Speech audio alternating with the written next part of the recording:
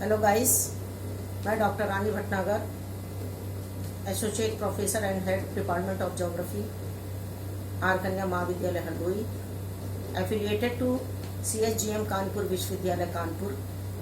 कानपुर विश्वविद्यालय के भूगोल पाठ्यक्रम का एक टॉपिक मैं आपके सामने रखने जा रही हूँ। महाद्वीप और महासागरों की उत्पत्ति के संबंध में प्रोफेसर एल्फ्रेड वेगनर का साथ है। प्रोफेसर एल्फ्रेड वेगनर ने अपना साध्य 1912 में सामने रखा। उस साध्य से पूर्व में महाद्वीप महासागरों की मानचित्र पर स्थिति बताना चाहूंगी। ये एशिया महाद्वीप, ये अफ्रीका महाद्वीप, ये यूरोप महाद्वीप, ये अंटार्कटिका महाद्वीप, ये उत्तरी अमेरिका और ये दक्षिणी अमेरिका। पृथ्वी पर 7 महाद्वीप हैं और 5 महासागर हैं। अंध महासागर, हिंद महासागर, प्रशांत महासागर, उत्तरी आर्कटिक महासागर और दक्षिणी आर्कटिक महासागर। 5 महासागर हैं। प्रोफेसर एल्फ्रेड वेगनर एक जलवायु वेत्ता थे। इनके आगे जलवायु परिवर्तन एक बड़ी समस्या थी। जलवायु परिवर्तन की समस्या को हल करने के लिए इन्होंने ये साध्य सामने रखा और इस साध्य को रखने से पहले इन्होंने 2 विकल्प रखे। महाद्वीपीय भाग प्रवाहित होते रहे, अस्थिर रहे और जलवायु कटिबंध स्थिर रहे, या दूसरा विकल्प महाद्वीपीय भाग स्थिर रहे और जलवायु कटिबंध प्रवाहित होते रहे। इन्होंने प्रथम विकल्प को स्वीकार किया कि महाद्वीपीय भाग प्रवाहित होते रहे और जलवायु कटिबंध स्थिर रहे। इसको मानकर ये अपने साध्य को अब से 35 करोड़ वर्ष पूर्व कार्बोनिफेरस युग से प्रारंभ करते हैं, जिस समय ये सभी महाद्वीप एक विशाल भूखंड के रूप में थे। इन महाद्वीप के को इन्होंने नाम दिया पेंजिया। पेंजिया के बीच में जलीय भाग थे जिसको इन्होंने तैतीस सागर का नाम दिया। तैतीस सागर के चारों ओर एक जलीय, पेंजिया के चारों ओर जलीय भाग था और उस जलीय भाग को इन्होंने पैंथलासा का नाम दिया। अब ये मानते हैं पेंजिया के 3 परत हैं और इन 3 परतों में पहली परत पे स्याल, दूसरी सीमा और तीसरी निफे। स्याल महाद्वीपीय भाग, सीमा महासागरीय भाग, निफे भूगर्भीय भाग है। और ये मानते हैं स्याल सीमा पर बिना किसी रुकावट के तैर रहा है। कार्बोनिफेरस युग में 33 सागर के सहारे पेंजिया 2 भागों में विभाजित हुआ, जिसे 33 का कुल्ला कहा गया। पेंजिया का ऊपरी भाग अंगारा लैंड कहलाया और पेंजिया का दक्षिणी भाग गोंडवाना लैंड कहलाया।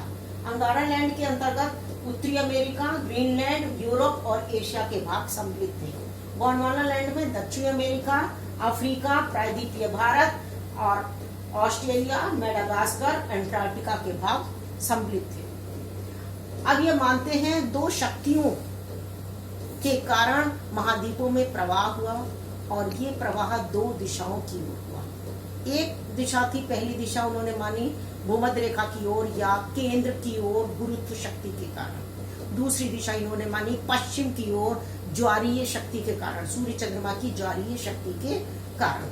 पृथ्वी के केंद्र में भूमध्य रेखा की तरफ केंद्र में गुरुत्वाकर्षण शक्ति है, जिससे सभी महाद्वीप दक्षिण से आकर अंटार्कटिका से अलग होकर उत्तर की ओर भूमध्य रेखा की ओर प्रवाहित हुए और सूर्य चंद्रमा की ज्वारीय शक्ति के कारण सभी महाद्वीप पश्चिम की ओर प्रवाहित हुए। जब ये महाद्वीप इससे अलग होकर उत्तर की ओर प्रवाहित हुए तो ये भाग जो था, गैप बन गया इस भाग में प्रायद्वीपीय भारत और अंटार्कटिका के बीच, जिससे ये हिंद महासागर कहलाया।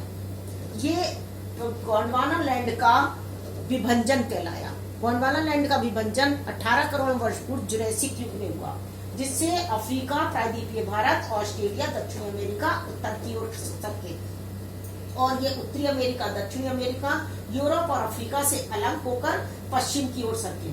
जब ये पश्चिम की ओर सरके तो उनके सरकने की गति भिन्न भिन्न थी, जिसके कारण अंध महासागर जो ये जलीय भाग बना, इन दोनों के गैप का भाग, ये अंग्रेजी के S अक्षर के समान का बना।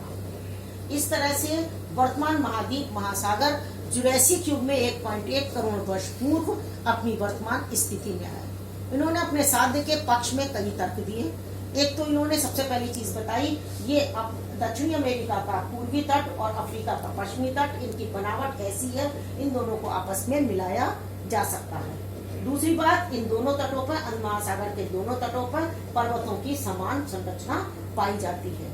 इन दोनों तटों पर चट्टानों में जीवावशेष, वनस्पति अवशेष समान पाए जाते हैं। ग्लोसोपेट्रिस वनस्पति दक्षिणी अमेरिका, अफ्रीका, प्रायद्वीपीय भारत में पाई जाती है। इससे स्पष्ट होता है ये दोनों भाग कभी आपस में तीनों मिले हुए थे। नेक्स्ट इन्होंने माना ये लेमिंग नामक जंतु स्कैंडिनेविया में, जब छोटा जंतु है ये समुद्र स्थलीय और जब ये बहुत संख्या में होते हैं तो ये पश्चिम की ओर भागते हैं। उनकी ये प्रवृत्ति इसलिए बनी कि पश्चिम की ओर स्थल मंडल था। जब ये स्थल मंडल अलग हो गया तो ये जंतु जब पश्चिम की ओर भागे तो जलमग्न हो गए। इनके जीवावशेष समुद्र में दिखाई पड़ते हैं।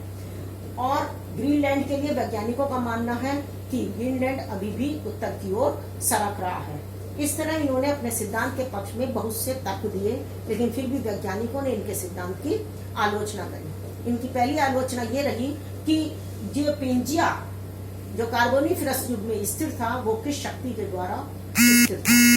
दूसरी चीज, उन्होंने जो सियाल को सीमा पर बिना किसी रुकावट के तैर रहा है, इस बात में उन्होंने दो तर्क दे दिए। शुरू में कहा सियाल सीमा पर बिना किसी रुकावट के तैर रहा है, और दूसरा उन्होंने कह दिया सियाल पर सीमा से रुकावट आई जिससे पर्वतों एंडीज और रॉकी एंडीज पर्वतों का निर्माण हुआ। ये दोनों विरोधी बातें इन्होंने अपने साथ में कही।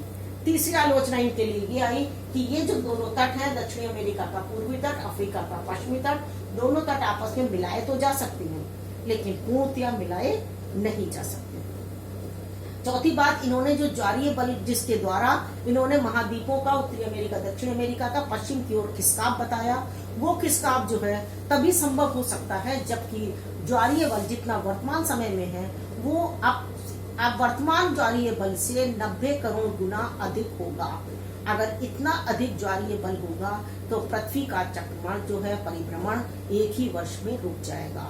इसलिए ये पश्चिम की ओर प्रवाह संभव नहीं हो सकता। इनके यदि सिद्धांत का मूल्यांकन करें तो एक तथ्य सामने आता है कि महाद्वीपों के प्रवाह को सामने रखकर इन्होंने आगे आने वाली थ्योरी के लिए, साध्यों के लिए मार्ग प्रशस्त कर दिया। Thank you.